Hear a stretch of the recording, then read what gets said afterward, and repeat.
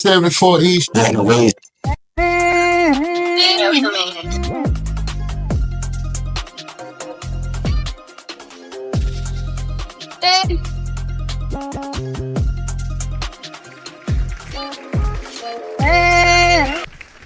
to the 74 East Show. This is your host, J-Boro. And your co-host, Michael Petey Powell.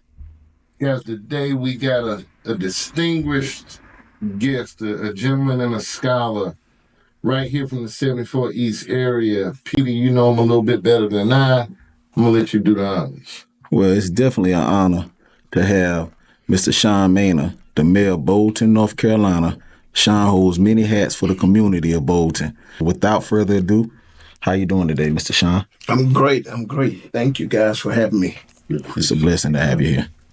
You've been a mayor of Bolton for 10 years now. Yes.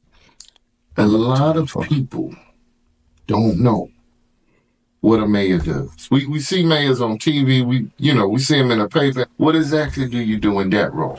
Actually, a mayor sets order, especially for the town meetings. We have a governing board. We have aldermen for the town of Bolton. We have 5 other aldermen. I make 6 as mayor. The aldermen actually vote, set policy.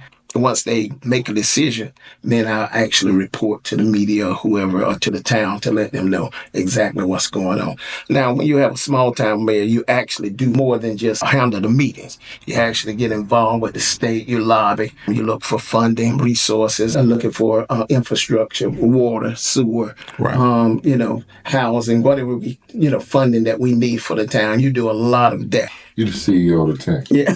That's what it would be called. Right. Yeah. You do the thing. Yeah. You said you had aldermen as well. Could you explain that to us? Aldermen are the same thing as councilmen. We have 5 elected. They are elected by the town of Bolton, elected by the people for the people. Mm-hmm. And so we have what is called a pro tem. A pro tem is the assistant mayor.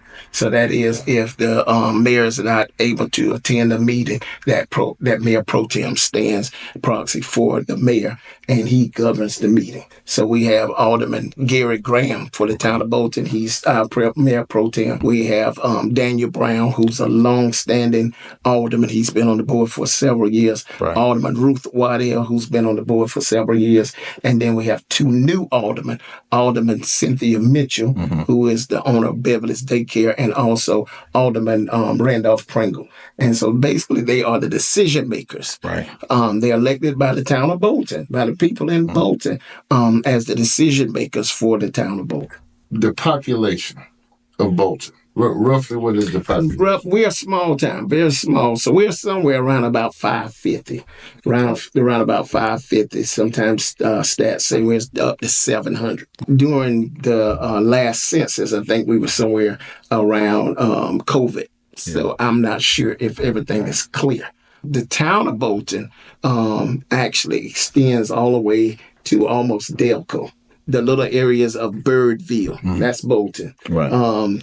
Freeman, that's Bolton, North Carolina. Buckhead. Okay. Bolton. I was going to ask you that. Was Buckhead. All of that is Bolton, North Carolina. Right. And so they surround our town. But the incorporated area, town of Bolton was incorporated in 1915. Yeah. We had a heyday. If you look at the history books, back in the day, we had a hotel. It's called Hotel Bolton. Proud to say that we were the only hotel in the state of North Carolina that had running water. We had a huge industry here called the Walkamo Lumber Company. Okay. And so many of the trees from this region was used to build the Panama Canal. So Bolton had a major heyday, had Ford dealership was in the town of Bolton. A lot of great, now this was way before my time. Okay. I didn't get here to 1967. Yeah. They need to know the history. They need, and I'm learning as well. Yeah. Right. In 1998, I came home from Durham, North Carolina. In 1996, my mother passed away, 52 years old, with a massive heart attack. Wow. And so I landed a wonderful job with the town of Bolton right here in this center called the Bolton Senior Youth Center. This used to be our ABC store. Yeah. I remember that. The only way that you could get from Wilmington to Charlotte, you had to come right here. This was 74. This was the real 74 right there. Right there. You had to come through Bolton, North Carolina to go to Charlotte. And so we had an ABC store here, and this during my era, we had an ABC store, we had the post office, have couple of mom and pop stores here that was really striving and doing really good. And so when in about 85, when they built 74th, 76 around Bolton, kind of made our town like a little ghost town. Yeah. So we had to be creative because we lost our ABC store. So here in this ABC store, the leadership during that time decided to organize what is called the Bolton Senior Youth Center. Okay. This building here, you got to do programs for senior citizens and you got to do programs for youth. And so they hired me to do that. So I came in and we did programs for senior citizens. We did programs for youth and dislocated and displaced workers. Back in 1998, if y'all noticed, that was during the time when Ithaca, y'all remember them huge sewing plant, Wyville Apparel, Jasper, Texas. All these people were packing up, leaving. Yes. And so people had to have a new career change. Yeah. Then I was back here, as I forestated, because my mom passed away, 52 years old. And at that time, my mom died, her friends were dying, different people in the community. Nobody was living in the county to be 55. Right. So what we did was we partnered with the University of North Carolina at Wilmington. We developed a partnership. So you talk about mayors. My mayor at that time was a part of the North Carolina Southeastern Black Mayors Association. Okay. So they got together and they were talking about things that they could do. They were lobbying and trying to find, and health was a big problem at the time. Who was the mayor at that time, Sean? Frank Wilson. Let me give him his props. Okay. Frank Wilson was our mayor at that time, doing some amazing things. He was the one that was instrumental in helping us to get sewer here and running water in the town of Bolton. He's done some amazing things. And then I'm going to talk about this center. Okay. This center, and then I'm going to talk about the what was formerly the Bolton Health and Wellness Center, what we now call Goshen Medical Center. Let me tell you how that came to pass. Yeah. What happened was the North Carolina Black Mayors Association partnered with UNCW. They were actually going to get a Winnebago, and they go around to small towns and kind of assist with health care, kind of help people with their blood pressure, diabetes, and all of that. Right. But we were able to develop a relationship with UNCW, and they came to the town of Bolton, and they actually had us to do medical screenings. You could come here and get right here. This is the incubator, baby. This is where it all started, the Bolton Senior Youth Center. Okay. This room here was your receptionist. Then you had to go back there. And the nursing students at that time at UNCW actually did the medical screening. Wow. They did their clinical right here in this building. People were coming in. They were not calling diabetes. They found out they had sugar. And so because they had sugar, I mean, we had people coming here with sugar levels up to 450. We had to send people out to the hospital. It was amazing. Yeah. We had people that had were about to have heart attacks, and those young nursing students took the blood pressure, took the different screenings, and we were able to write a grant because of the findings. Diabetes was on the rise, heart disease. Out of the 100 counties in the state of North Carolina, Columbus County was the unhealthiest county at that time. 1998, they were number 100. We have only 100 counties, but we were the worst as it regards health issues. People were getting more amputees because of diabetes right here in Columbus County than they were doing at Duke Hospital. Oh, wow. Yeah, it was amazing during that time. And so with that, we partnered with UNCW and learned, and then we partnered with Columbus Regional. And it's now Columbus Regional. We partnered with the health department, and we came and started doing we call it lay health educators. Yes. Training each other what to eat, how to eat healthier, how to eat right, how to deal with diabetes, just how to, we brought awareness to some of the ills that were going on in Columbus County. Now, we are not completely out of the woods because we're somewhere around about 94.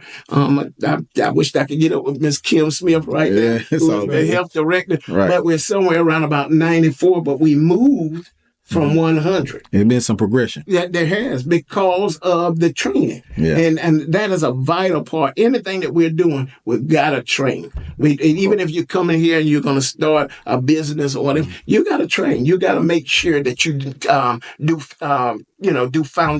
foundational principles. Make sure people understand what they're really doing. And so there was one guy, I'll tell this one story real quick. One guy has never been to the doctor.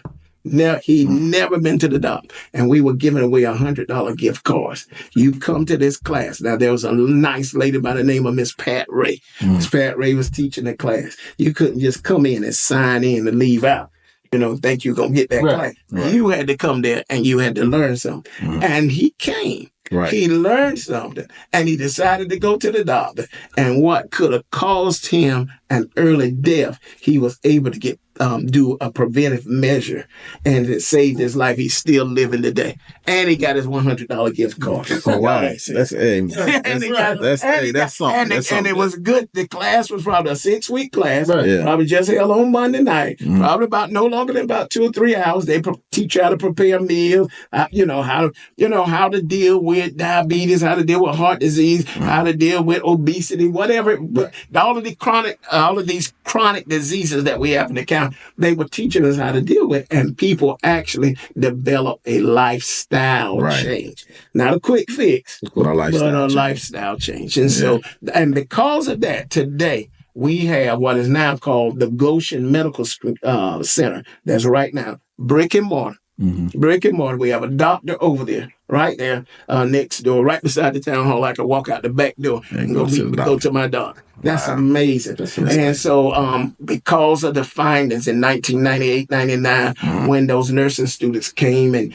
people found out they had diabetes and all of this stuff that was on the rise, they wrote a grant and helped us to build a state-of-the-art medical center. We used to call it the Bolton Health and Wellness Center, but today it's run by a nonprofit out of Facing, North Carolina. I think not Facing, I can't think of the town right now, but anyway, Goshen Medical. When you hear about Goshen, let the record reflect. When you hear about Goshen in Columbus County, in Wyville, and in Tabor City, it started here first. It started right here in the town of Bolton first. They came to us first.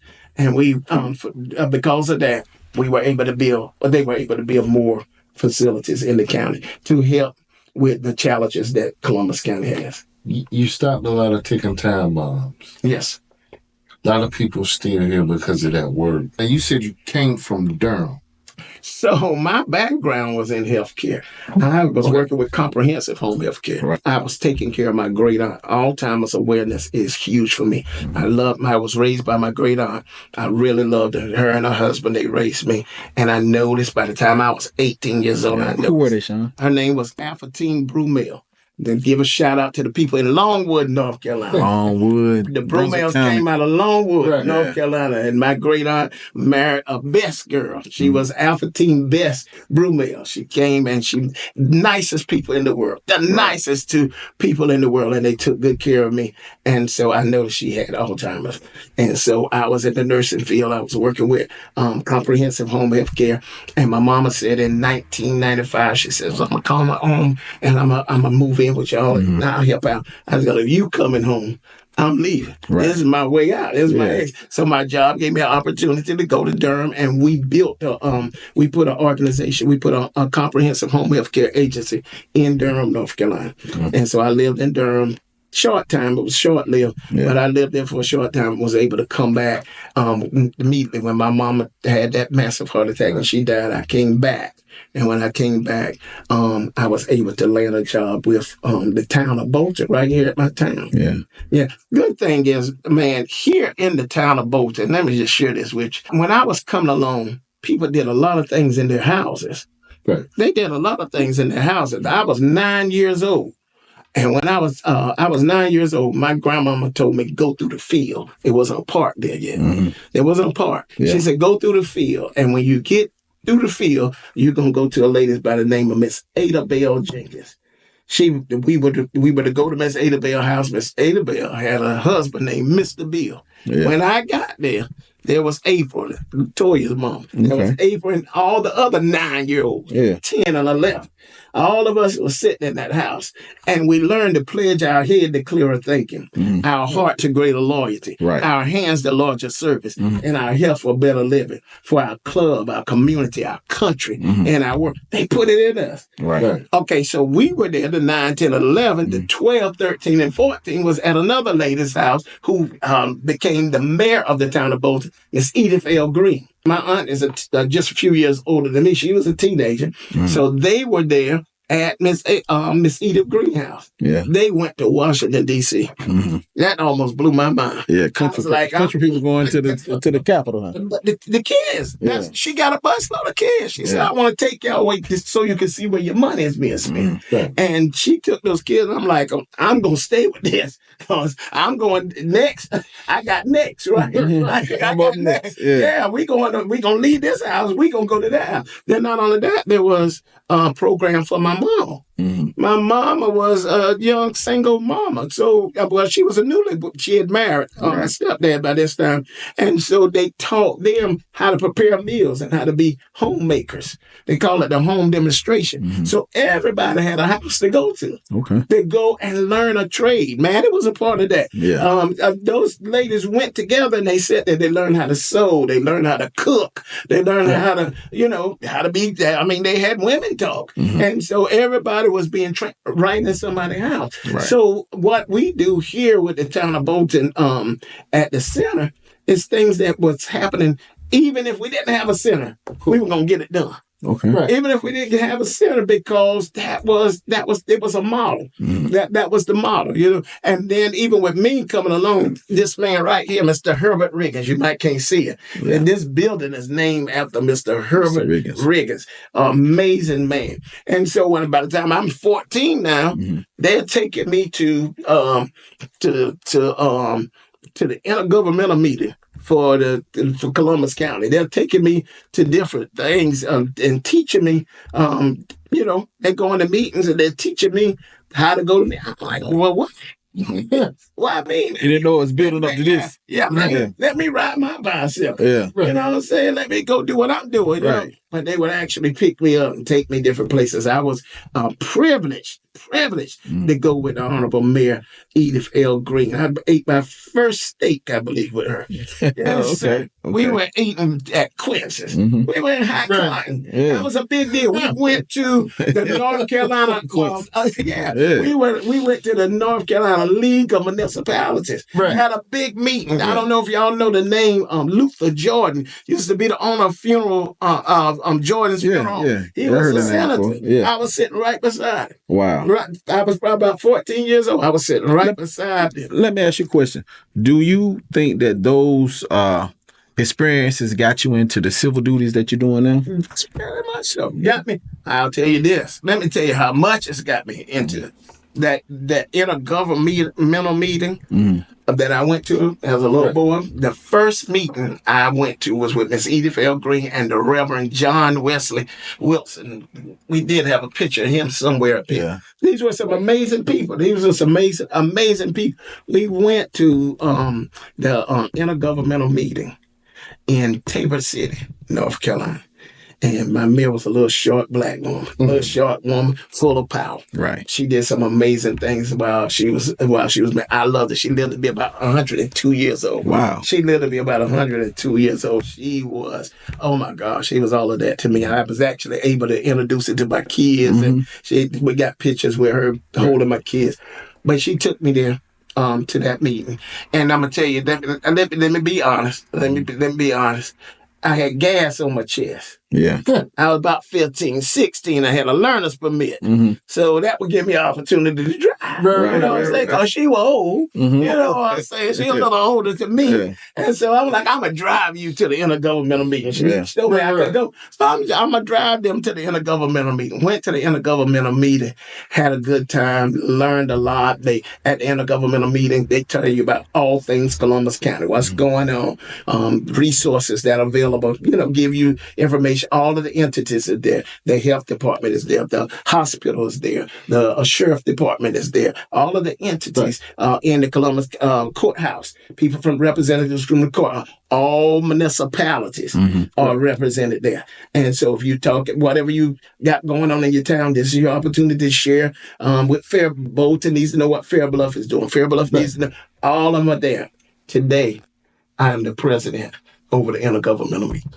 Oh, man, that's amazing. Today. That's amazing. It set me up. Okay. It set me up. So every quarter, it is my job to host in one of the towns or somewhere that intergovernmental meeting today. Yeah. So you were being groomed you've been groomed your whole life. Yeah. To do this thing you're doing now. Definitely. You're a pastor as well. Okay. How do you juggle the time? It is not easy. You don't ever want nobody that's not busy to do anything for you. Wow. If they're not going to do anything for themselves, they ain't going to do that for you. Yeah. And so you got to plan. You got to strategize. Right. You got to come up with a strategy because what my goal is to do ministry, not just to be a preacher. I may never be a good preacher that get a name for being able to throw my voice or to articulate so well. But let me be a reacher. Right. Let me reach somebody. You know what I'm saying? Let me reach somebody. And if we can help them, So a lot of things we do is some of the same things we do here, I duplicate at the church. Right. You know what I mean? Same thing. Serve how to reach the masses. You lead by example. Lead by example. You got to go out there. You got to get to the people and meet the needs of the people. A lot of times you preaching about Daniel and the lion's den. Somebody sit there looking at you. I'm in the den. Tell me how to get out. Tell you how to get out. Tell me how to get Amen. out. Right now. And so I got to find a resource. I got to be able to help you get in there. I just don't want to be a good preacher. I want to be able to reach and to help you. The greatest response that we can ever give the word of God is that after we hear it, we change.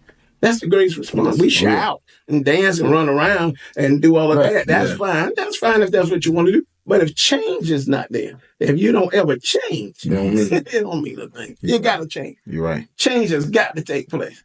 Pastor, mayor, and you in another role as well. So I am an employee. Yeah. Now, the president of my company, Dr. Jimmy Tate, big shout out to Dr. Jimmy Tate. He's doing some amazing things. I mean, he makes me look like I'm sitting down doing nothing.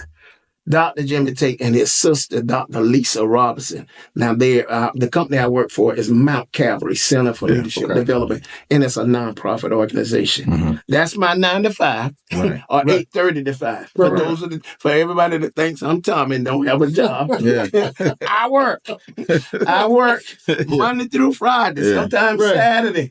I work with the Mount Calvary Center. It is housed in Wallace, North Carolina. Are they from Wallace also? They are from, they're from the Pender County area. All right. They're from the Pender County area. Give them a shout out. Shout out to Mount Calvary Center for Leadership Development, 414 North Norwood Street, Wallace, North Carolina, right in the downtown area, doing some amazing things around youth, around displaced workers. I came in 2020 during COVID. During COVID, I came in, and when I came in, they had received funding to help. It's what's called COVID relief. Right. If you had to stay home because of you had contracted COVID and you had to be quarantined for 12 days, we could help your family get $800. We can give you $800 and a food basket. I know they helped out a lot, and it was amazing. It was amazing. I took the training. Listen. I did the application. I got approved for the job. I did the training. And when I got trained, I got sick. I had COVID. Had to be in the hospital for 6 days. I was in the hospital for 6 days up in Lumberton, North Carolina. In the hospital by myself. I had a baby. I had a little baby. And my baby couldn't sleep without me. I needed to be home with my baby. And I was in a secluded area. It was for 6 days. Every day that I was there at that hospital, somebody called and they said a man around about my same age died of COVID. Oh, wow. Every day. I got a call. Even my cousin. Them times were unprecedented. Yeah. Even my cousin, who I loved like a brother, I couldn't even go to his funeral, died of COVID. And I couldn't even go. So when I came back from Lumberton Hospital, and let me give a shout out to Lumberton Hospital. Yeah. They took good care of me. Right. They took good care of me. The doctor there, I don't even know if he was an angel or not, man. He was awesome. He was from Africa, and he was amazing. And he said, "You will get better." Okay. He told me that. He told me that, and I came back home, and so I figured then, I said, no, I can't do this job because I can't even remember what I learned, how to do it. I mean, because I needed to be tracking. Yeah. So I heard the voice of our leader, Dr. Jimmy Tate, saying, the people need help. Oh, it made my baby leap. Yeah. When he said that, he said, the people need help. We need to make sure that we get these funds. This is what we were asked to do, and this is what we're going to do. Right. And when he said that, something inside of me leaped, and I called my supervisor. And my supervisor, Dean Thomas, Anthony Thomas, good friend, brother, pastor for the Cause of Christ ministry. He walked me over the phone how to do it. Yeah. And my phone rang so much, my little girl could say Mount Calvary Center for Leadership Development. It was just like that. Yeah, because all day long people were calling and they needed that help. And we helped. I mean, we served, at that time, we served about 7 counties. We serve 6 now, but we served about 7 counties. And we had to make sure, my county was Columbus County, and we had to make sure that the people in the county. You had all that on your plate while you still was recovering basically from COVID, because I know you had some long-term symptoms as well, too. Yeah.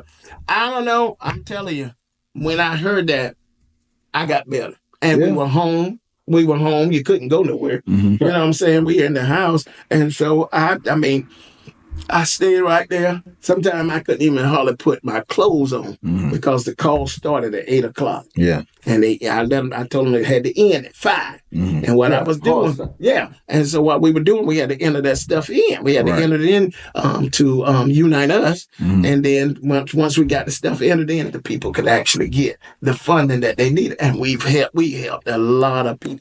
So today I'm still there. Went to training at Robinson Community College, and I became a community health worker. Okay. And now I'm certified as a community health worker, certified as a community organizer. Right. And so that's what I do now. We go back in the community and assess the needs of the communities. So right here in Bolton, North Carolina, with the programs at Mount Calvary are the VIC program, that's vocational industrial college preparation. Okay. They do things like that.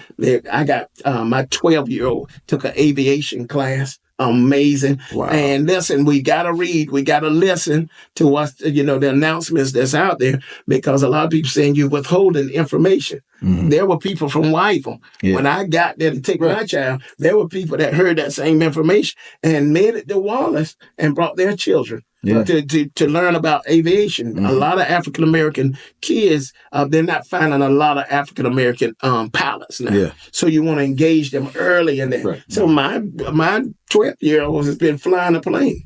They taught her how to fly a plane. Yeah. Not only her, I had several kids. I had a van load that went with me. When I went to Wallace on Saturday mornings to take them, I had a van load, and we taking our van load over there, and I leave them. And big shout out to Miss Oretha, a parent that was willing. Hey, if you can't drive, I'll drive you. Shout out to Oretha. And shout out to Oretha. Yeah. Parents that just get involved, boots on the ground. There's a new wave that's going on even now. We've been doing something with the farm, with the kids at the farm. Take the kids to, we've been going to Willard, North Carolina, to the Tate Farm by the pond. Okay. Just woods when we first got there. Yeah. Nothing but woods. Now it is just a whole historical place. They had a light show. He's still got a pond there. He has animals there. We had an amazing summer camp. Listen, Mr. Javon, I tricked him into going on a field trip with me. I tricked them going on a field trip. We went to what? We went to Georgia, Washington. You went to I Washington. went to Washington. He went to Washington, D.C. Right. I believe he enjoyed the trip. Oh, But it yeah. was the bus. The bus beat me it was up, man. it was him and that bus. They Man, couldn't get along. it was kind of hot. You know, I'm a big boy. I'm cramped up But on he that bus, went. but I went, man. Yeah, Enjoyed my myself. dad went with Yeah. us, man. Right.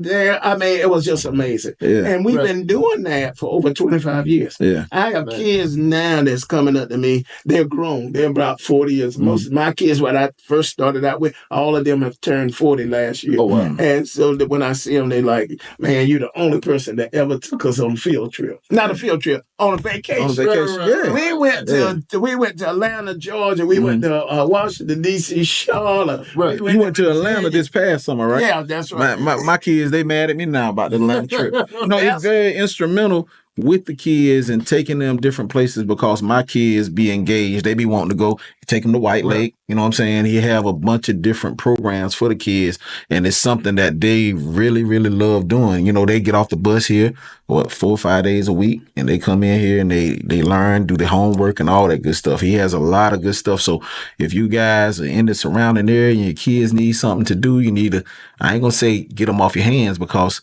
it ain't such thing as getting the kids off your hand. If you need to put them in somewhere that's going to be instrumental in helping them learn, bring them here. Yeah. So that right now, that's being governed through Mount Calvary Center for Leadership Development. And that's who I'm paid through to make sure that there's something in Columbus County. There's something in Brunswick. There's something in Onslow. There's something in New Hanover County. There's something in the 6 counties that we serve in. So last year we did it. Our summer camp through Mount Calvary Center for Leadership Development was over the top. Not only did we go to Washington, D.C. last year, we went to New York, man. Wow. And I spent my whole time counting children. Yeah. There were so many people in New York. I couldn't believe it. Now, I did get a piece of pizza. Oh, wow. I mean, I did. New York I pizza. did. I had to get one of the pizzas off the street, but I was counting them children. Every time I looked, I was counting kids. It was amazing. We were able to go and visit the capital, state capital. Go in there, go to the museums, all of that. We went to NBC in New York. Yeah. And we done some amazing things. Got a chance to. Y'all went to the Today Show? We went to the Today Show. Okay. Went to the Today Show. We didn't get in. We just stayed around that area that we were in. But I mean, it was absolutely amazing. And so a lot of the things that the kids did was at the farm this year. And so what I noticed, those kids loved the farm. They was like, at first it was hot, all this kind of stuff. Now, as soon as you tell them you can go feed the cows, you can go feed the horses. My little girl's scared of everything. She riding horses. Oh, wow. In other words, she's not even looking at her phone. She's put up her own phone. Oh, yeah. And they were able to gather watermelon and cantaloupe. One of the teachers that was there with us, and I like to say this, that was working with us. Right. Her mind was blown because she was like, I don't know why I didn't think. She's a young teacher. She said, I don't know why I didn't think that bell peppers grew. This is how you get a bell pepper. But she was able to pick bell peppers. She was able to pick eggplant. They were able to harvest that stuff and give them to people who were in need.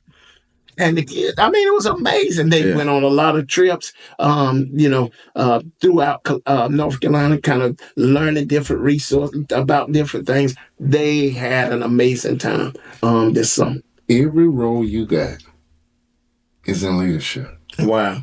Let's give us however many pillars you want to give us on leadership, because I think everybody wants a high position. Everybody wants to run something, run whatever. A lot of people don't understand what it really takes to be a great leader. Your heart in everything you do. What's some advice you can give people on being a great leader? You got 2 ears, 1 mouth. Right. Listen twice as much as you talk. Wow. You can learn a whole lot if you listen. Right. And also, remember your foundation. The only way you really can go up is you got to go down. You got to remember those foundational principles. When people try to tell you something, and just basically just making sure you lead by example. You got to learn how to lead by example and train yourself. Make sure you stay engaged. Make sure you train. Do training. I was able to go to what is called REDI, REDI, through the North Carolina Rural Center. It was amazing to me. Yeah. It was amazing to me. I was able to be with a cohort there. I have friends all the way throughout, from the mountains all the way down to the coast. Yeah. That was set with me at the REDI table, the Rural Economic Development Institute. And the things that they teach you in REDI is amazing. Anybody could go. Yeah. But it's through the North Carolina Rural Center, and I learned so many amazing things. One of the things that I hold to, even when I get ready to organize an event or whatever, there was a doctor, Dr. Yolanda Browell, and she said to me, she said in the class, she said, when you get ready to plan something, who needs to be at the table, even if you don't like them?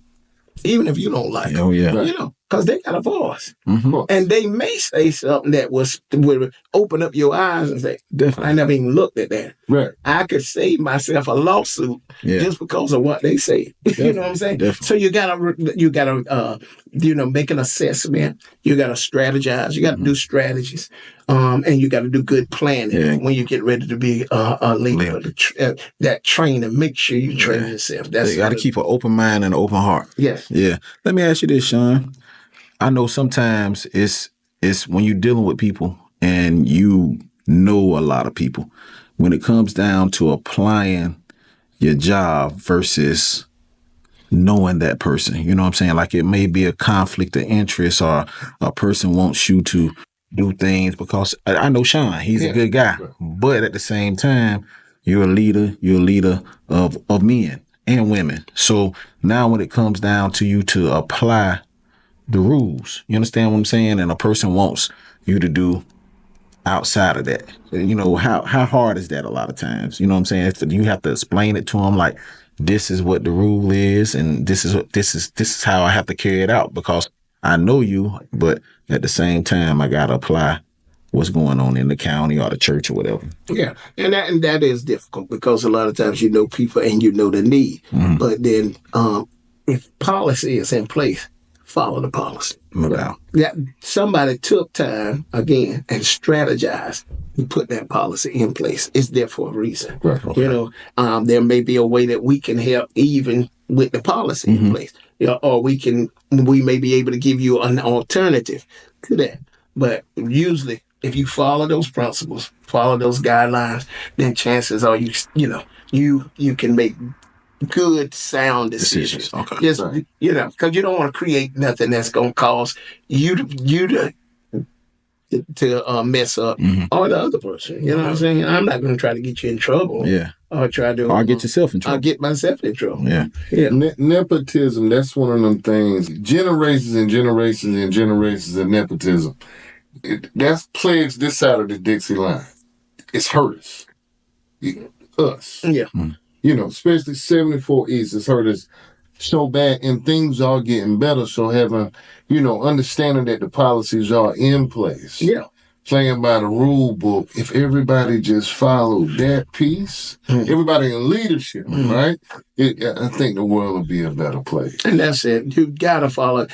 I mean, it really helps out. And it helps out when you know the policy. Yeah. When you really know the policy, you understand why that policy is there. And sometimes, with time, you may want to review the policy. Oh, yeah. And maybe. Because times change. Because times change. Right. But right now, this is in place and it's there. I say it like this at church. Now, if I'm at church, I say life is wrapped up in a stop sign. Thou shalt not. Thou shalt not. Thou shalt not. And there are some things you just can't do. Yeah. Right. You know what Absolutely. Absolutely. Right. Those commandments were there for a reason. Yeah. They were put in place there for a reason. So life, is wrapped up. And not only that, you want to live. I choose to live above board. I want to live above board. Yeah. Yeah, I don't want no reason to be hiding. You know what I'm saying? Yeah. I want. You want to be able to show your face. Yeah, I want to be able to show my face. Sometimes you can't mess up. You're still human now, and human mess. We are humans. But what I'm saying is, I choose to live above board. I choose to. I came to speak at one of your programs. You did. I remember that. This was, I think, right after my walk in before L.A. It might have been after. I think it was before L.A. Kids was this high. we were just talking before we started. What's some of them kids doing now? Some of those kids, let me tell you, I got one young lady who is, and her role has probably changed now. I had an opportunity to go to her when she received her doctorate at Chapel Hill. Wow. I was able to go there. Shout out to Bria Hampton, now Brown. Bria Hampton Brown, biochemist. And now she's doing something in New York. Right. Married to a professional basketball player. Wow. I think he's in Russia right now. Doing some amazing thing. I had the honor as a pastor to do their wedding. Yeah. You know what I mean? Right. Because I'm Mr. Shawn here in town of Bolton, and she's been knowing me all over. It was sentimental. Yes. You know, it was just sentimental. And so many of those kids are doing some amazing things. I can't even call out all of the things that they do, but I know they're doing things around. Some are nurses, some are doctors, some are contractors. They're doing some stuff around infrastructure and driving excavators and all. Yeah. I mean, they're doing some amazing things, and so we are very proud of the kids that came through Bolton Safe Haven after school and summer camp. And then we had an organization called Basic Ministries, Brothers and Sisters in Christ. So Basic Ministries came first. That was the first one, and then we later partnered with Columbus County Dream Center. Got to give a big shout out to Dream Center. Miss Evelyn Troy. Yeah, oh my God, took me right by my hand and led me through Mr. Troy. And Mr. Troy. Yeah. Shout out to Lola too. Lola and Pastor Troy.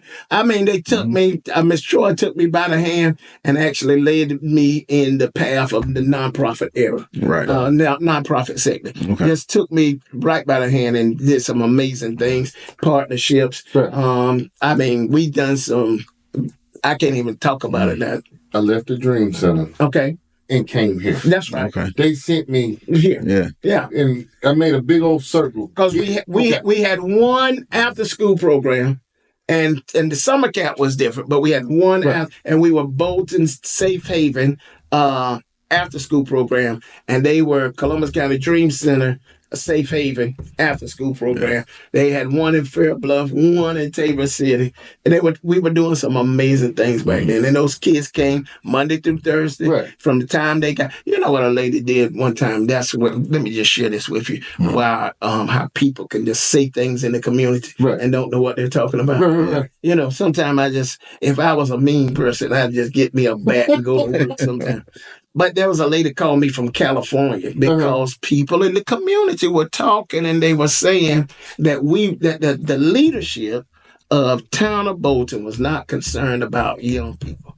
Man, I had 3 school buses dropping off in the middle of town, and you don't know we got an after school program here. Wow. Right. With more than 30 students at that time. Yeah. More than 30. Yeah, what's that? You came. But people act just like that we were not doing, but we were doing some amazing things. And we call it Safe Haven because during that time, and even now, 3 to 6 is very crucial. Kids can get in a lot of trouble waiting for their parents to come. Oh, yeah. So here they came here. And not only did they come here, we had a nutritional meal for them, and then we had some, we were an enrichment program. They were part of 4-H Club. They were part of what Cooperative Extension Agency was doing. They were part of what UNCW was doing. The nursing students coming, teaching them about personal hygiene and some amazing things. And people like yourself came in and gave them talks.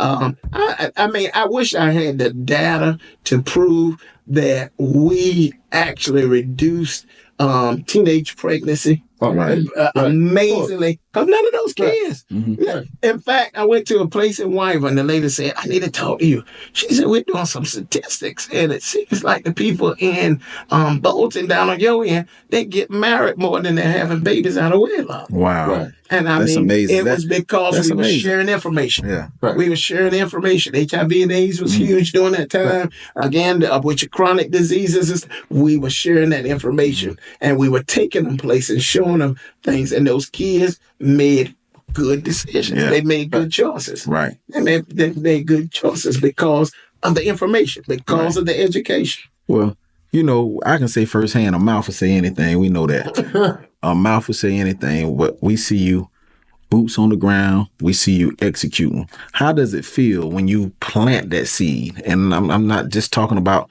the seeds for the bell peppers, the whatever else you plant. You know what I'm saying? You plant those seeds, but also you plant the seeds in those kids. How does it fulfill you to when you see these kids become doctors? You see them being productive in society. How does that make you feel? I mean, man, I can't explain it. It is the joy that I get just by seeing that. Oh, man. And, just seeing them go on and do great things. And then they all, just like the 10 lepers, somebody's going to come back and say thank you.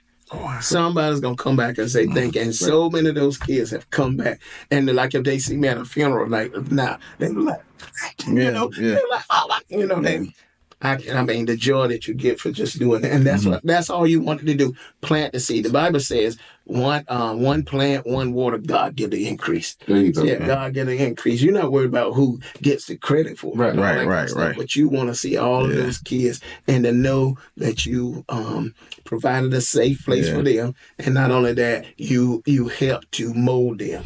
We are a village. That wasn't Hillary Clinton. That was an African proverb that says it takes a village to raise a family. Yeah. She got it from the African. Yeah. And that's what we're doing. We come to set out to give people their flowers. And you're one of the ones that we actually wanted to give flowers to because we watch you work. And I'm humble. We watch you work. We see what you're doing. We're not blind. We're not crazy to what you're doing. And we want to just say thank you. You know what I'm saying? To the things that you're doing in the community. Yeah. Very humble. Yeah. Let's talk about family life. You're married to my cousin. Okay. And could you tell the people out here, you know what I'm saying, how many kids you got and tell them, about your wife? So I'm married to the former Kedra Kelly. And she comes from a line of family members. I think her mama had about 14. Shout out to Kellyville. Kellyville. And I always tell about I love my family, especially my mother-in-law. Oh, yeah. I love them. Good people. They're very good people. Good people. And we were married. We've been married for 15 years. Yeah. 15 years. And we have a daughter named Kelly. The oldest one. She's 13 now. And she thinks she knows more than me. We're getting through that. Through that. Then I got a 6-year-old mini-me. Yeah. And so it's just amazing. And so now, when you talk about my children, I got kids that were before these kids. Right. They're not my biological kids, but I love them just like that. And they actually love me. I got children and grandchildren. And grandchildren that I actually had close relationship with. One of them being Paris Demery. Yeah. Everybody know Paris. Everybody knows Dave. Shout out to Paris. All of them. Those kids were some amazing kids, and they've done some amazing things. And that's good. But yeah, at my house, I have my wife and Kedra and Kelly and LaShawn. Shout out we to call her LaShawn. And so Kelly's doing really good. She's an A student. Yes. A-B student at East Columbus Junior Senior High School. Okay. Cheerleader. Yeah. And she's doing some great things. We had a chance to hang out for Christmas. And boy, it was a joy. She does not want me at the school, but she wants me at the school. Yeah, I get it. I understand. She don't want to be seen with me, but she want to be seen with. It's so amazing. I love it. I mean, you're talking about the joy. I was we were doing some things yesterday, and the whole time she's on my arm. Oh my God, you talk about the proud father moment. Just, and talking to her, and I'm trying my best to keep instilling. The Bible teaches train up a child. That word train suggests that you should aim them in the way that they should go, that when they're old, they will not depart from that way. So you want to aim them. She's got, you got so much potential. You got so many places you got to go. So my role is not to just put you in church, but to help you become well-grounded so you can make good decisions for your life. Right. And so that's what you want to do. You want to keep talking. One of the, I went to a class not too long ago, and there was a gentleman there talking, and he was saying that his father talked to him, and his father's, he's older, and he said his father kept saying, "My daddy said, My daddy said. My daddy said. Right. He was telling us, my daddy said. He said he looked at his daddy and told him, said, well, you stop talking because you didn't tell me that. Yeah. We got to talk. We got to put it in them. We got to put it in them. We got to pour. Right. We got to continue that pour, putting it in them. Absolutely. Even if they act like they don't want to hear, they're listening. They are listening. So you got to continue to put it in them. If we don't put it in, they won't be there. A lot of kids are left to raise themselves. Right. Yeah. A lot of kids are making decisions. The Duke of Windsor said this. Said, one thing I like about the American family is how parents obey their children. Oh, wow. Yeah. I'll tell you, I don't want to do that. I don't want to do it. He don't want to do it. Yeah. No, he needs to do that. He needs to do that. Right. Yeah. This is something he needs to Set do. some fire up on him. Look, what if I had said no? Yeah. What if I said no? Yeah. I ain't going. I could have told Mama, Yeah. I ain't going.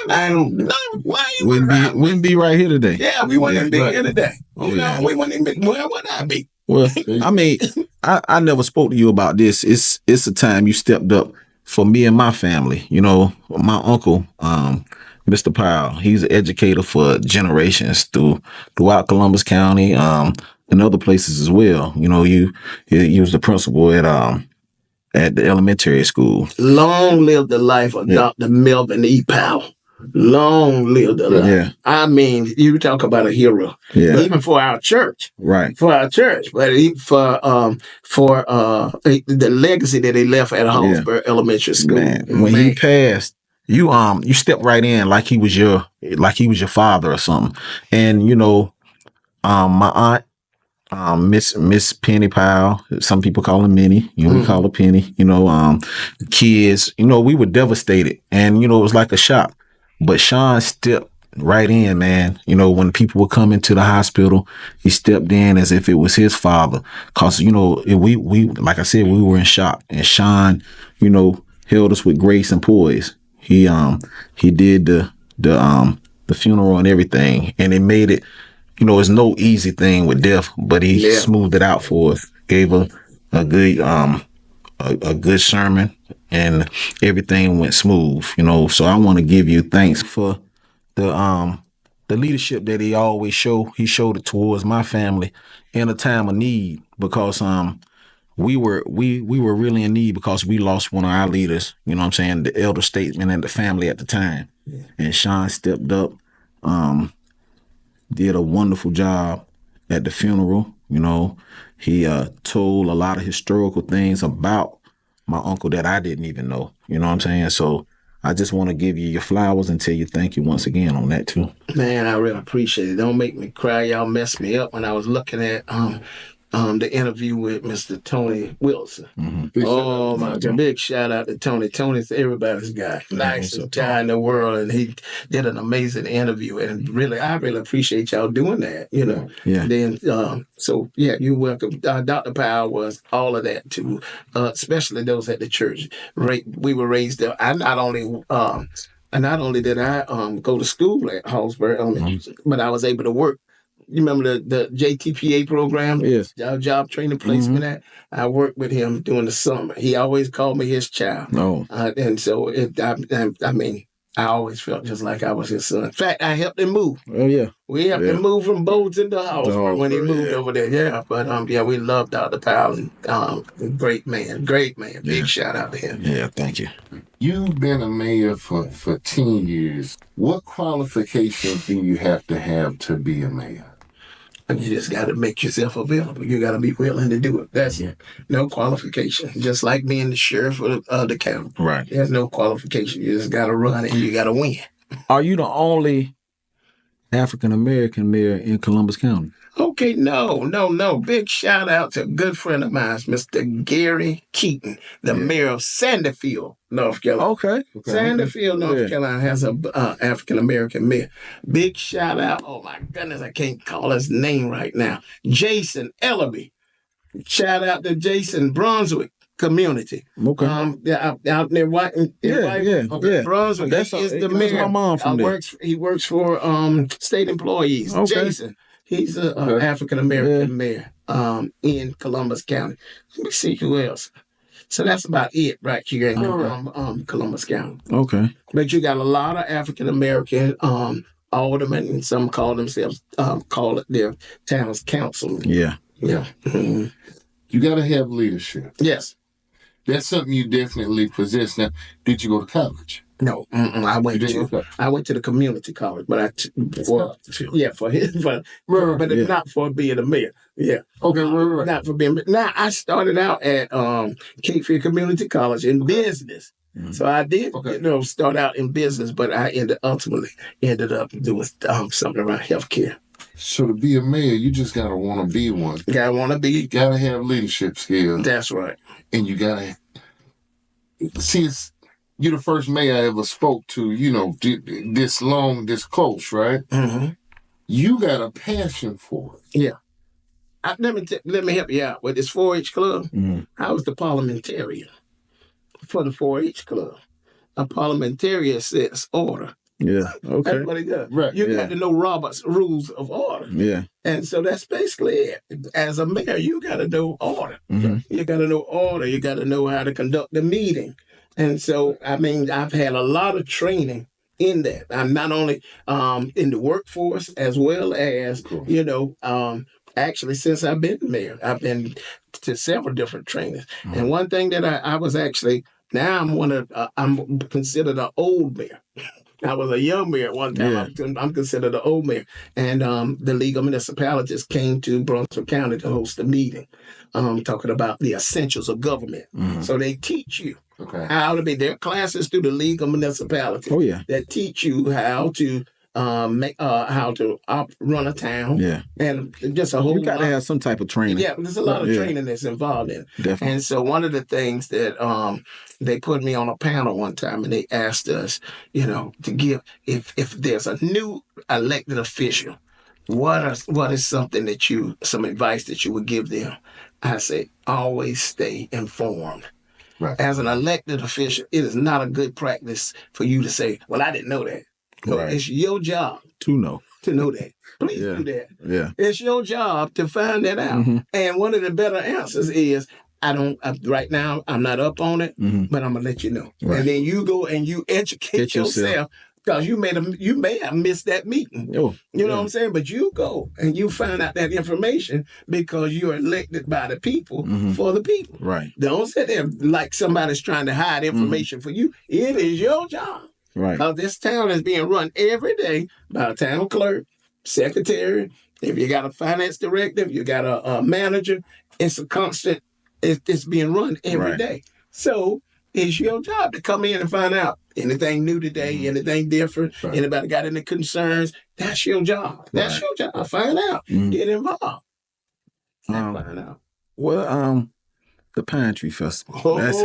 That's big. And I listened earlier when you spoke about, the trees. Is that where the Pine Tree Festival come from? Because you said that was a big industry back in, the early 1900s? 1900s. So the Pine Tree Festival come from that industry. From that industry. The rich history that we have with the Walkable Lumber Company. Right. The Pine Tree Festival, 25 years old. We started it when I came here in the early 90s, in 1998.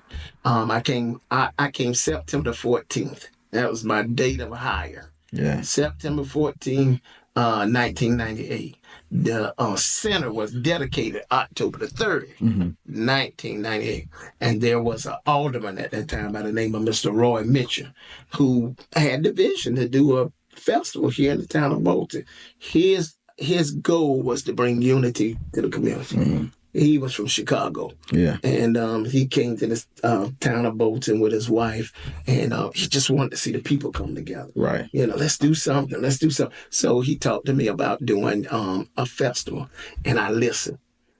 I listened to what he said. He talked about the parade that would come downtown. He talked about the vendors. He talked about he was an older gentleman. He talked about it. And I told him, I got it. Yeah. And so what we did, we put it in operation. And that first one was a blast. There were older people, and to this day right now, I can still hear them saying, I've never seen nothing like this in Bolton. Mm-hmm. Right. Don't let it die. That's what they said. Y'all do an amazing job. For a small town, and for the people to come together and have the festive events that be going on, where the kids have a good time, the old folks have a good time, people come in town. And for me being in Columbus County, and I'm not a native of Bolton, but I would say that I'm honorary. You understand what I'm saying? I'm an honorary native of Bolton. Right. And it'd be a real good time, man. You know what I'm saying? If you haven't never attended one, come. I need to come. This the Pine Tree Festival. It's usually the first Saturday in October. First Saturday in October. It's amazing. 2-day event. 2-day event. Okay. The first day is on Friday.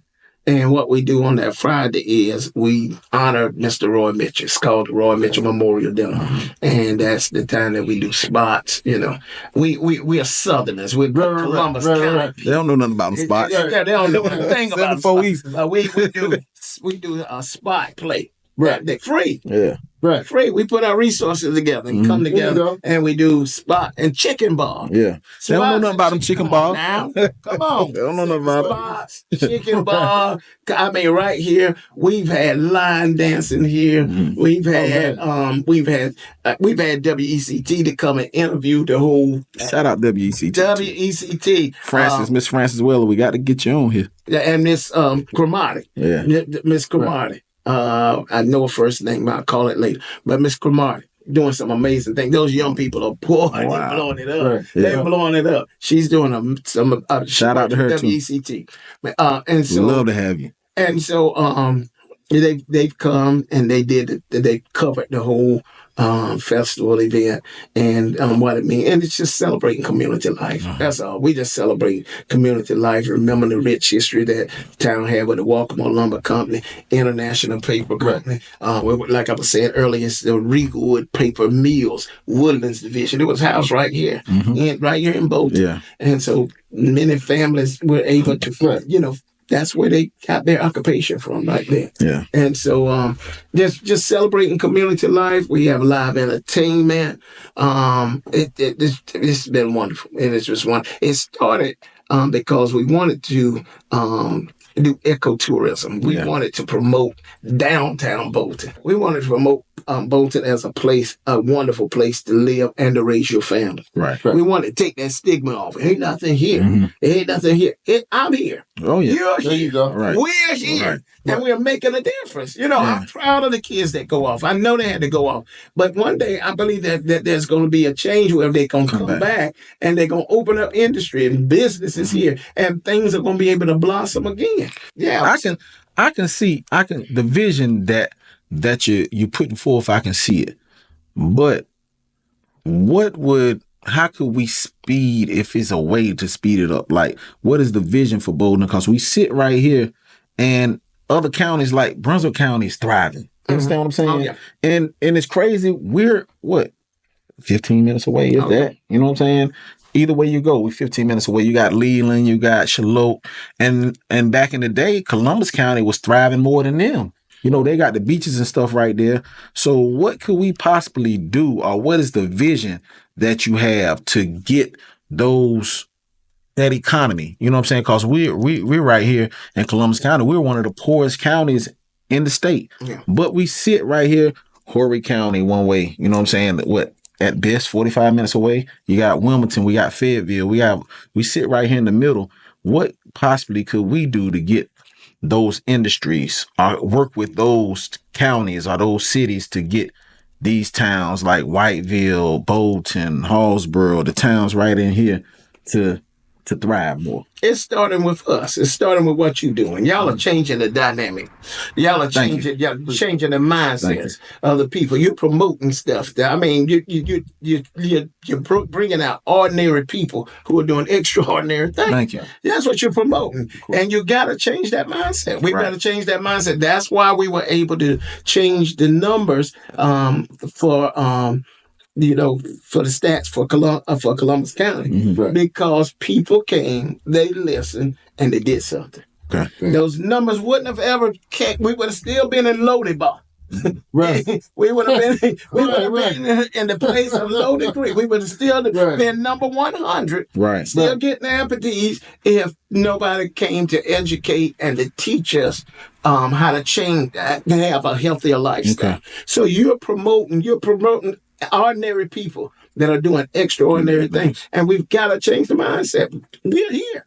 We're doing some things. We got to shine the light on what's happening at the Dream Center. Shine the light on what's happening at the difference. Like you said, you were here years ago. But now you got to look at all of the kids that have gone from here and they've done some amazing things. Right. Some are still here. Right. And doing some amazing things. Right. And so, I believe that it's just changing the mindset and talking. One step at a time. Yeah, one step at a time. Just change. Right. It's going to take change. That's a concern. Small town America. Yeah.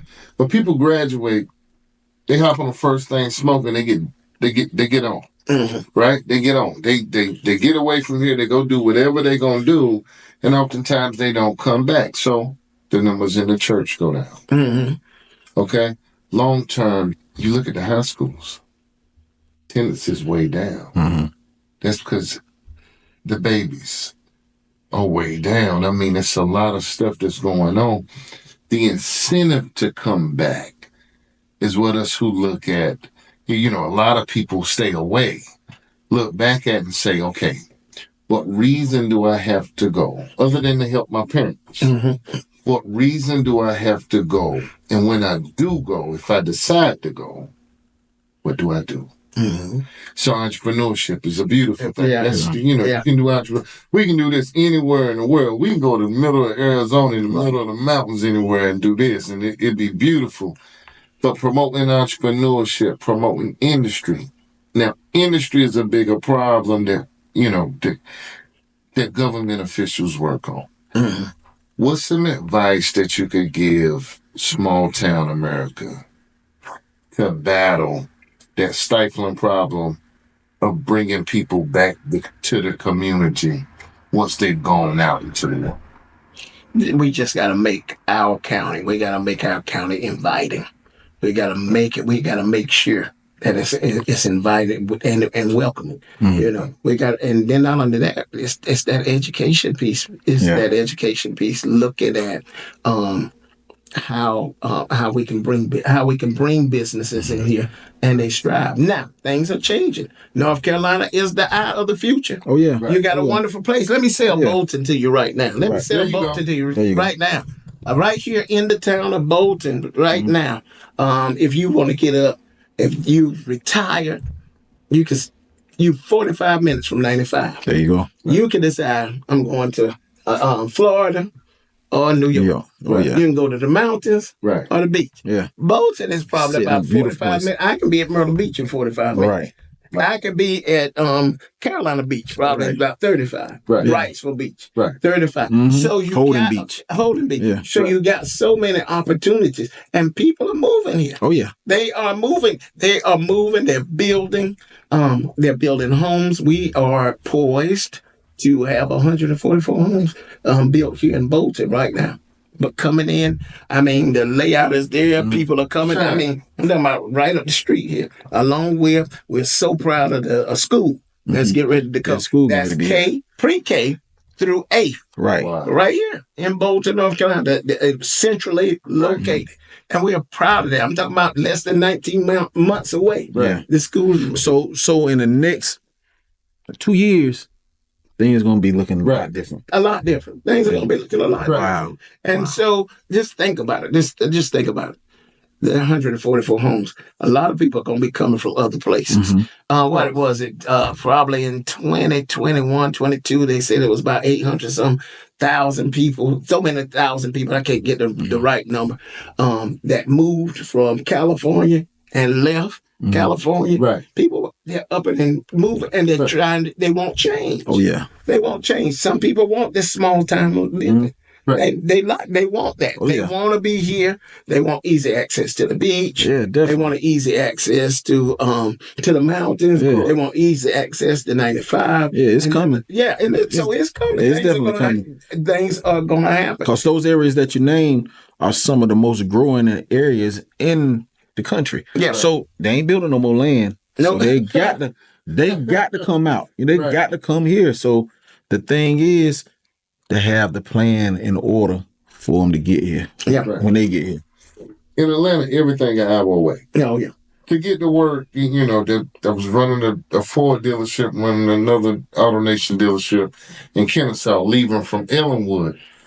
That's an hour and a half every single morning. Hour and 20 minutes in the evening, late in the evening. Forever right there. Y'all gonna need school teachers at this school. Yeah. Right. Wilmington is right there. Yeah. That's a beautiful thing. And then the housing gonna be right here as well. Property values in Southeast North Carolina are much cheaper than Atlanta, Fayetteville, you name it. I mean, I was looking at some properties in Bolton today. Okay. I mean, to tell you that I was looking, online at some properties. Come on. But property value is beautiful right now. Oh, yeah. It's the time to come here. It really is. And so when those houses come and those people are coming, they're going to look, I got to go all the way to Wyvern to a CVS. Yeah. So guess what? CVS said, no, we're coming to you. Oh, exactly. You know what I mean? Yeah. What about a little neighborhood Walmart or something? Okay. You know what I mean? To make it attractive for a little small neighborhood Walmart that will actually have a grocery store because they're not going to want to. They're not going to want to travel. They're not used to that. The businesses are going to follow the housing. You just gave them a sneak peek. Yeah. It probably went over there. Yeah. Yeah. A lot of times it do. If I wanted to start a business, right across the street, right down the road, who I need to come holler at? You can come to the town hall, Bolton, but most stuff is online. Right. Most stuff is online right now. Do your research. 144 homes getting built. K through 8. K through 8. Dollar General. Don't sleep on the Dollar General. Don't sleep on the Dollar General. That was amazing. Don't sleep on the Dollar General. Shout out to Freeman's Grill, doing some amazing things for contractors. Miss Rufaline. People are going, shout out to them. She's always been a visionary. Businesses. Right. Come in, Yeah, so and then to all of the other agencies, we gotta give it out to Men and Women United. They're right down the street. Okay. Randolph Eaton. Randolph. Shout out to Randolph. How you doing, Randolph? Doing some amazing things. Yeah. I mean, people are doing some amazing things, educating people, finding resources. Right. One of the programs at Mount Calvary that we do also is called the HOP program. So let me talk about that real quick. The HOP program is the Healthy Opportunities Pilot. Okay. It's for people who have Medicaid only. If you have Medicaid only, I need you to hear this. If you have Medicaid only, you can call Medicaid and ask to be referred to the HOP program. The HOP program. Housing case management. What they can do is, if you're looking for, and so it lets you know that we need housing extremely bad in Columbus County. Extremely bad. Columbus County, Brunswick County, New Hanover, Onslow, all of them. Right. And basically, what you do is get referred, and they'll refer you to one of the agencies. And if you're referred to Mount Calvary Center for Leadership, then they'll assign you a case manager. And that case manager will assist you with finding housing. Okay. Right. And they can pay your security deposit. They will pay your security deposit. Do y'all hear this? I hear a lot of people out there talking about houses. Yeah. So if you want to get this information, 74 weeks. You heard it, Mr. Shawn Maynor. You heard it.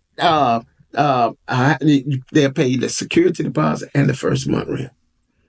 They have a program, even in that, they have a program where they help you buy furniture. Wow. They don't want to set you up for failure, but they want to help you get better. Yeah. Yeah, they want to help you get into a house and get safe.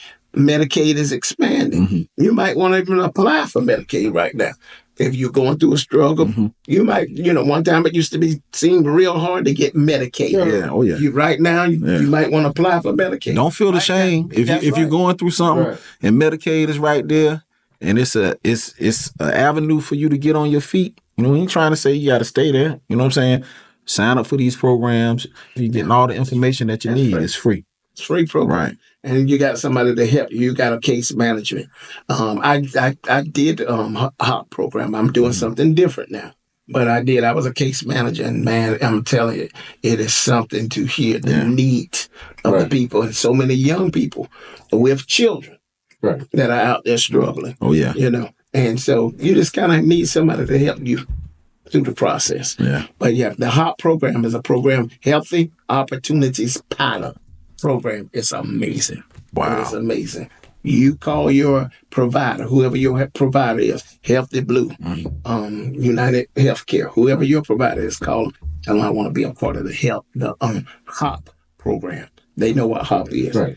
Healthy Opportunities Pilot. They'll enroll you in the HOP program and refer you to an agency. Right. And that agency will assign a case manager and help you with your needs. 29 services they provide. I don't have all 29 with me, but I know transportation, I know food, and I know housing case management. Right. That's major. That's major, man. Right.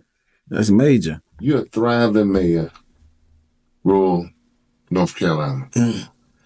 What's some advice you can give to other mayors in rural towns that'll help them thrive just as you have in Bolton?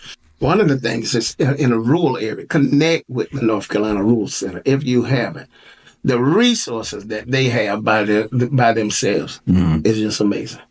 The resources, they have anything you need. And if they don't have it, they will connect you to whoever you need to be connected to. And that READY program, REDI, Rural Economic Development Institute, find a way to get into that.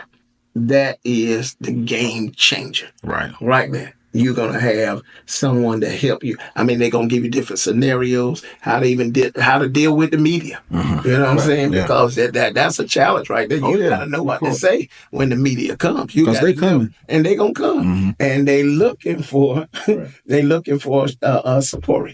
So what you want to do is you want to share. You got to know how to address the media. Right. As an elected official. Yeah.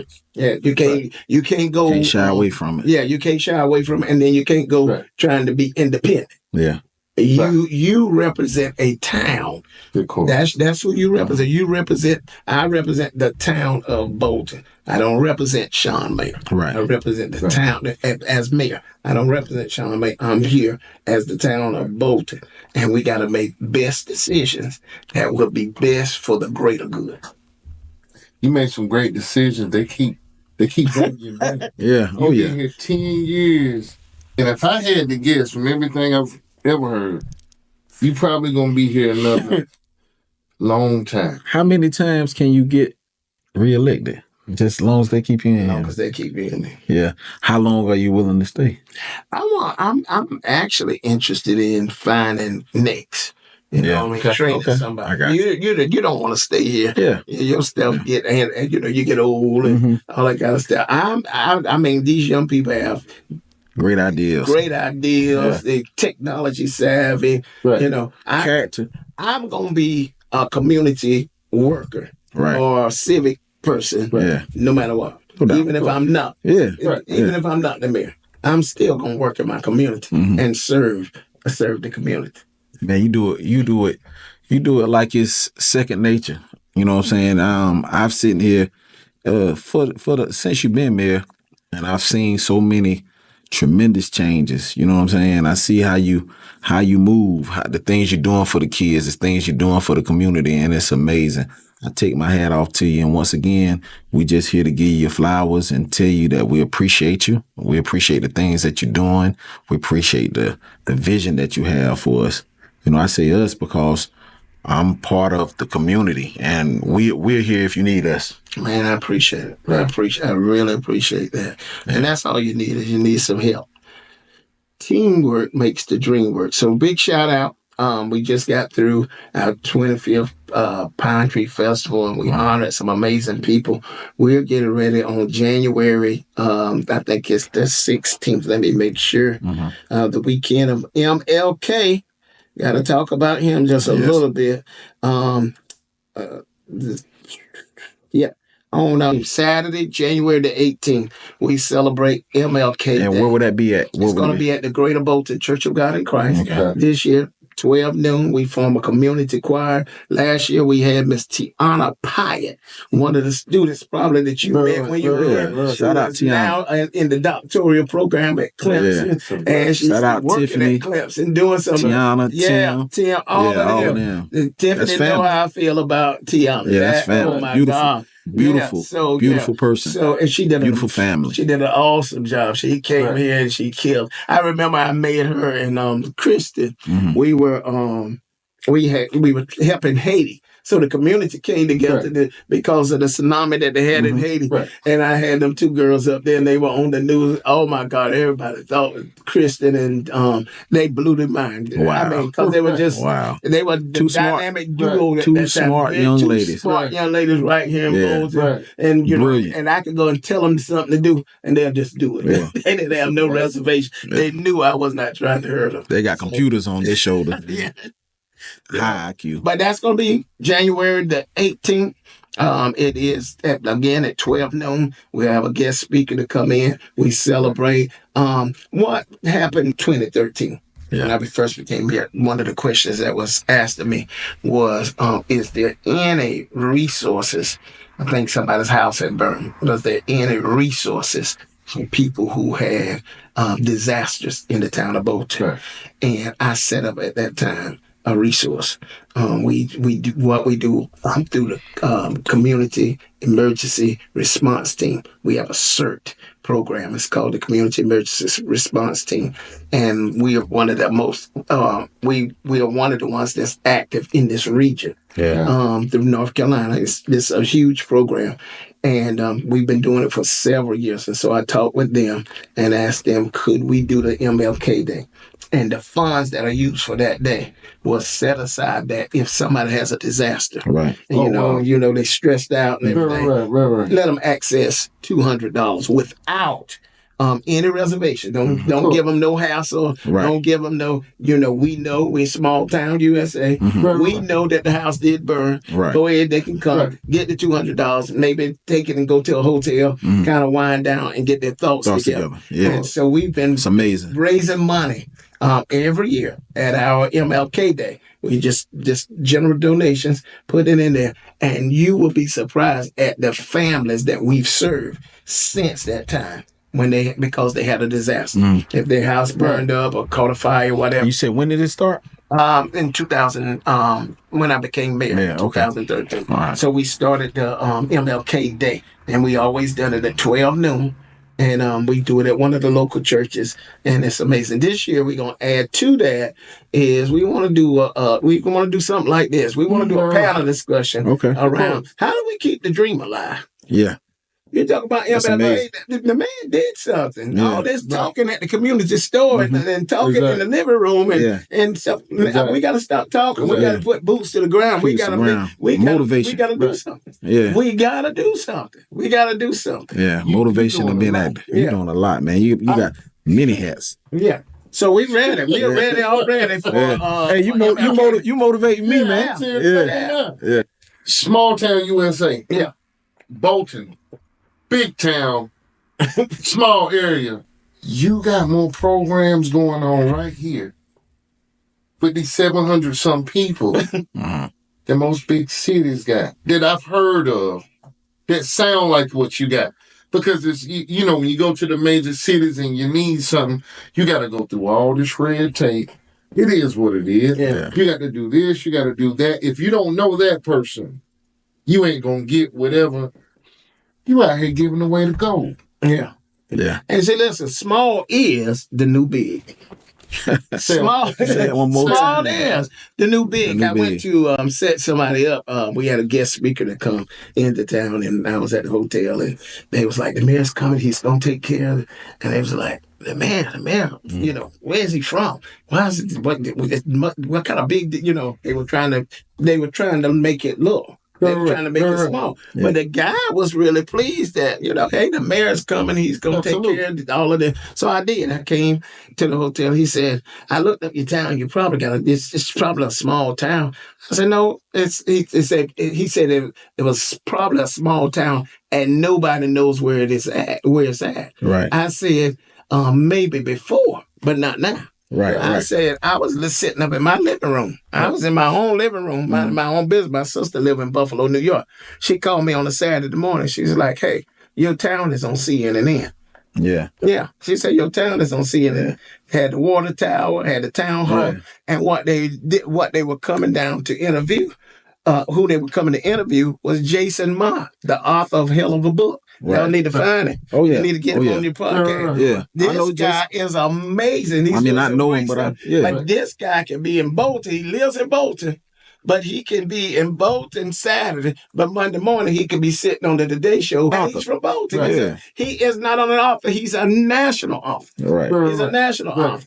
And so award-winning national author and doing some great things. And so CNN, they're looking for us. Yeah. Good Morning America is looking for us. Definitely. They came to the small town. What is it? What I say about small town is everybody accessible now through like stuff like this podcast, shows, the internet. So it ain't no such thing as you can't be seen or touched no more. You know what I'm saying? So like you said, we're being seen. That's right. Yeah. So small as a lot of mayors that watch. Oh yeah. There's gonna be a lot of mayors that's gonna watch this episode and pick up on some of the jewels you drop. You dropped them too.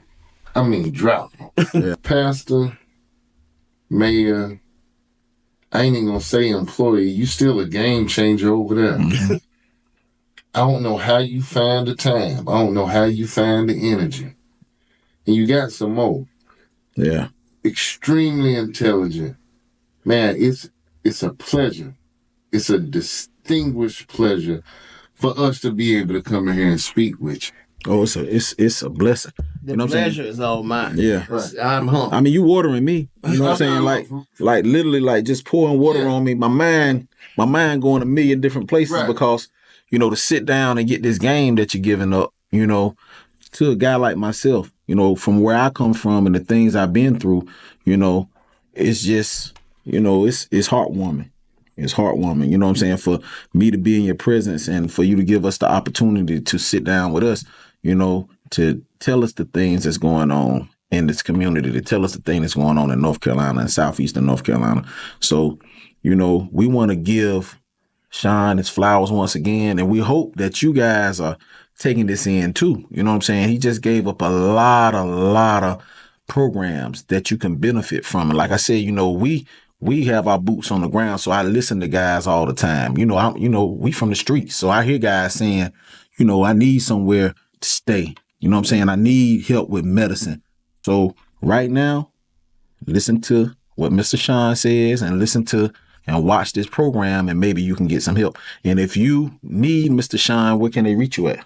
You can reach me at 910-233-1779. Reach me at the town of Bolton. All the town of Bolton. They'll get in touch with me. Okay. Any closing words, Pastor? This has been a joy just to hang out with you guys tonight. Y'all are the real game changers. You're making a difference. You literally making a difference in the lives of people. And you're interviewing ordinary people who are doing extraordinary things. You talked about Scotty Logan the other day. Man, that was awesome. Right. I mean, that, and Tony, I got a chance to see that. And let me tell you what Miss Wanda Galloway said about Scotty Logan. I know his parents. And what she said about him. Beautiful family. Miss Wanda said this at a meeting before she died. Right. She said that Scotty was community watch right by himself. Yeah. Wow. She said he looks out for all. Right. Man, come on, you're doing something. See, a lot of people don't know the dynamics of our community. Yeah. And the dynamics of our community, we don't look at your past. Yeah. Right. We're trying to enlighten you and brighten your future. Right, that's it. You know what I'm saying? As long as you're trying to be an encouraging figure in our community, we're going to always pick you up and love you. Yeah. That's what we do. Everybody got to pass. Yeah. Everybody pass. And that's the good thing about it. It passed.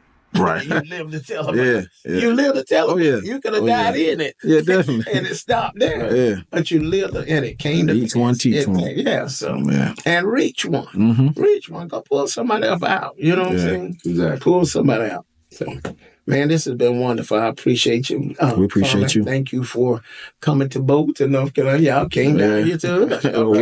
We'll hit the road. If Bishop Staccato Powell can declare that Hallsboro's metropolis, Bolton is a metropolis. Okay. Bolton is a metropolis. Hey, shout out to my cousin, Reverend Dr. Staccato Five. Let the record reflect. Yeah. If he can declare that Hallsburg, He swears down it's a it's metropolis. a metropolis, certainly both is a metropolis. Yeah. You have come to the metropolis. There we Okay. go. It's been a pleasure. 74 East. 74 East. Peace, fellas.